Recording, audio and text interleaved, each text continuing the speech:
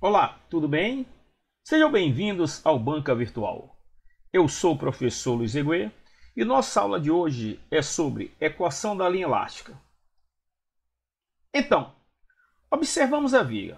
Então, para a viga e o carregamento mostrado na figura, calcule o valor da deflexão máxima, considerando que a viga AB é uma viga com perfil I de aço laminado, uma viga com perfil 460 por 74, onde a densidade de carga é de 60 kN por metro, L é igual a 6 metros e o módulo de elasticidade é igual a 200 GPa.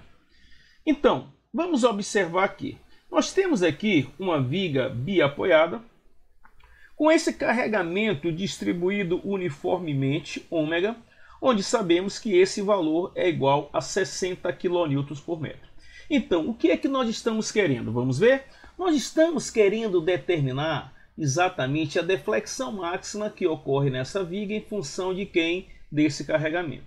Então, para isso, a principal objetivo nosso, o principal papel agora é definir exatamente o que chamamos do diagrama de corpo livre.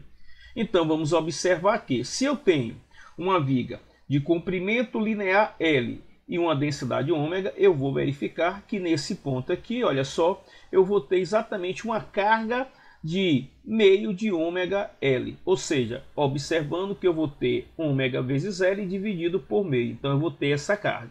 E essa carga ela vai estar exatamente sendo aplicada no centroide dessa área triangular, ou seja, a uma distância L sobre 3 do apoio B, ou uma distância igual a 2/3 de L do apoio A. Então, dessa maneira, eu tenho aqui, eu vejo em A um apoio móvel, então eu vou ter uma reação RA. Eu tenho em B um apoio fixo, então eu vou ter uma reação RB e uma reação RBX. Porém, obviamente já dá para perceber, olha só, que essa reação RBX é igual a zero, então nós não vamos levar em conta. Só vamos levar em conta então as reações verticais que eu tenho em RA e RB. Então, como agora eu estou diante do diagrama de corpo livre dessa viga, eu vou estabelecer exatamente o valor das reações. De que maneira? Vamos dizer então que pela condição de equilíbrio que o somatório dos momentos em B vai ser igual a zero. Logo eu vou ter como menos R de A vezes L, ou seja, essa força RA tende a produzir um momento no sentido horário, então em relação a B, essa distância L, então vai ficar RA vezes L, mais essa carga, que é a carga de 1 meio ômega L, vezes essa distância que é L sobre 3. Então nós vamos ter exatamente essa equação, e dessa forma vamos definir que a reação no apoio A será 1/6 de ômega 0 L. Então esse valor que nós temos aqui, ele representa exatamente, olha só você, o que nós chamamos da reação no nosso apoio A. Então, em função desse valor de RA, nós podemos agora simplesmente o quê? Podemos então dar um corte na nossa viga. Olha só, vamos voltar? Eu vou dar um corte na viga para quê? Para que eu possa ter a equação do momento. Verificamos que para essa viga aqui a equação do momento ela é única. Então eu vou dar um corte para uma distância x maior que zero e menor do que L. Quando eu dou esse corte aqui, eu passo a ter, vamos ver, essa reação. Eu passo a ter aqui a cortante, passo a ter um momento. E tenho aqui agora, olha só, por uma questão de proporção, uma nova densidade de carga, que vai ser igual a ômega x sobre L. Então, em função desse corte, eu vou verificar o que? Vamos lembrar? Vamos lembrar que a reação em A nós já calculamos, sim, que foi quanto? 1/6 de ômega 0 L.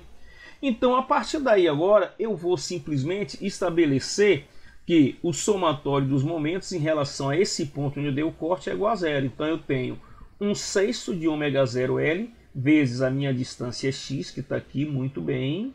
E agora eu vou ter aqui a nossa carga, que vai ser quem? 1 meio de ômega xl vezes quem? 1/3 de x mais m.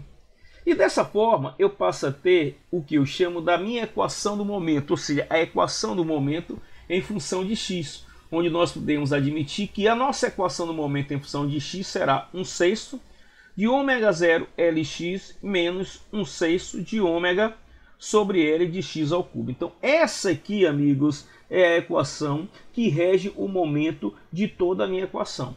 Mas vem cá, para que eu tenho essa equação? Opa, vamos ver? Eu tenho essa equação porque o que é que nós estamos querendo mesmo? Estamos querendo definir a deflexão máxima para essa viga. Muito bem, então eu vou chegar aqui agora e vou utilizar um dos métodos, o método da integração.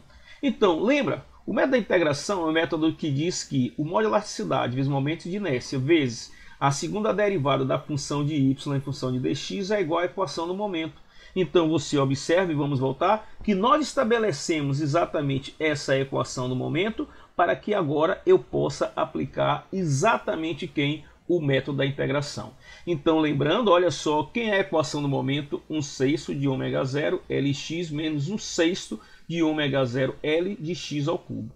Então, substituindo na nossa equação, eu passo a ter exatamente essa equação diferencial de segunda ordem. O que é que eu vou fazer então aqui agora? O método da integração, ele simplesmente faz com que você pegue essa equação diferencial e integre, certo, essa equação duas vezes. Então, vamos ver?